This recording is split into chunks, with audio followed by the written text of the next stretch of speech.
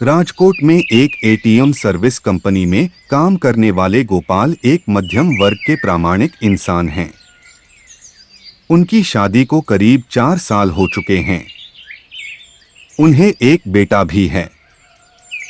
वैसे तो गोपाल पाठ पूजा में कम ही मानते हैं, पर रास्ते में मंदिर या मस्जिद आ जाए तो सिर झुका भी लेते हैं। गोपाल की नौकरी का समय तो दिन में 8 घंटे होता है, पर एटीएम मशीन का फॉल्ट आने पर उन्हें रात के किसी भी वक्त सर्विस देने जाना पड़ता है। अपने इसी काम के चलते वह एक रात अपनी बाइक पर जा रहे थे। उन्हें शहर से थोड़ी दूर बसे एक रिहायशी इलाके के पास में एटीएम फॉल्ट ठीक करने जाना था।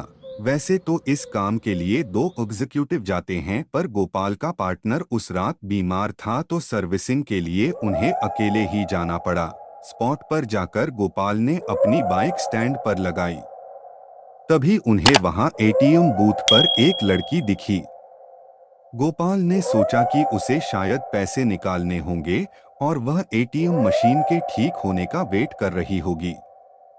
फॉल्ट ठीक करने के लिए जैसे ही जितेंद्र एटीएम बूथ के अंदर आए तो वह लड़की भी अंदर आने लगी। सिक्योरिटी गार्ड ने उन्हें बाहर रुकने के लिए कहा। अब गोपाल अपना काम कर रहे थे। तभी अचानक उसकी नजर एटीएम बूथ के बाहर गई। वहां उन्होंने जो देखा उसे देखकर उसके पसीने छूट गए। बाहर खड़ी लड़की एटीएम गार्ड की मुंडी अपने हाथ में लिए खड़ी थी और वह गोपाल की ओर घूर कर देख रही थी।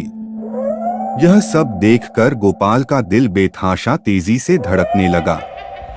उन्होंने वहां से नजर हटा ली और सोचा कि ये उनका भ्रम होगा।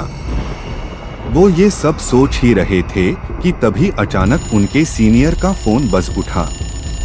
यह फोन वहां का फॉल्ट जल्दी ठीक करने के लिए था। कांपते गोपाल फिर से काम पर लग गए। थोड़ी ही देर में उन्होंने एटीएम मशीन ठीक कर लिया। इस बार एटीएम बूथ से बाहर देखने पर सब नॉर्मल लग रहा था।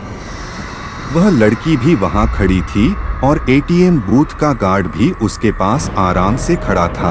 गोपाल ने सोचा कि पहले जो भी देखा था वह सब उसका भ्रम होगा। वह काम निपटाकर सीधा अपनी बाइक की ओर दौड़ गया। जाने से पहले उसने एक बार फिर एटीएम बूथ पर नजर डाली, तब एक बार फिर से उसका दिल दहल गया। एक बार फिर बाहर खड़ी लड़की एटीएम गार्ड की मुंडी अपने हाथ में लिए खड़ी थी। इस भयानक नज़ारे को देखकर गोपाल बुरी तरह डर गए और जल्दी से वहां से भाग निकले। राजकोट वापस लौटते वक्त भी उन्हें बार बार यह भास हो रहा था कि उनकी बाइक के साथ कोई परछाई चल रही है। वे घबराए हुए बाइक चलाए जा रहे थे कि ना जाने कैसे अचानक ही उनकी बाइक बंद हो गई और ठीक एक बरगद के पेड़ के पास जाकर रुकी। गोपाल जी को यकीन नहीं हो रहा था कि उनके साथ ये सब सचमुच हो रहा है। उन्होंने नजर उठाई तो बरगद की शाखा से झूलती एक आकृति नजर आई। उसके हाथ में एक नरमुंड था और वो अजीब घरघराहट भरी आवाज में कुछ बोल रही थी।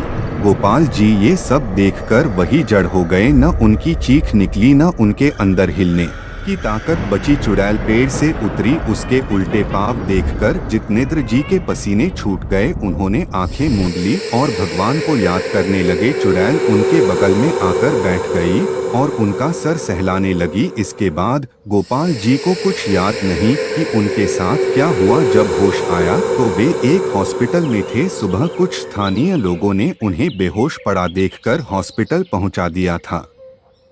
इस घटना के महीनों बाद तक गोपाल बेहोश रहे और काफी पूजा पाठ के बाद ही उनकी हालत फिर से सामान्य हो पाई।